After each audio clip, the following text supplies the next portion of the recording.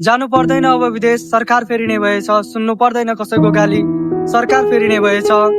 सपना पुरा हुन्थ्यो होला सायद, आफ्नै देशमा शान्तिले कोदोको रोटी सिस्नोको साग खान पाए त। मान्छे मर्दा मलामी छैन, खुसी भइन्थ्यो सायद जुदोको जन्ती मर्दाको मलामी पाए त। नबिक्नुहोस् अब दारू र मासुमा, नलगाउनुहोस् आगो कसैको कलिलो सपनामा। तपाईँ मर्दा पनि छोराको गन्दा पाउनुहुन्छ, सरकार फेरिने भएछ। जानु पर्दैन अब विदेश, सरकार फेरिने भएछ। हेलो गाइस, के छ? म दिपेश बिके, उहाँ चाहिँ मेरो अङ्कल हुनुहुन्छ। मतलब उहाँ अहिले अब विदेश जानुको लागि काठमाडौँ जाँदै हुनुहुन्छ।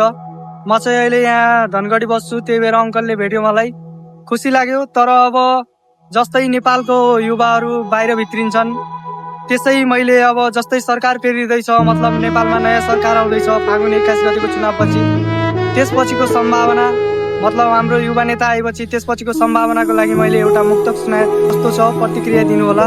Thank you.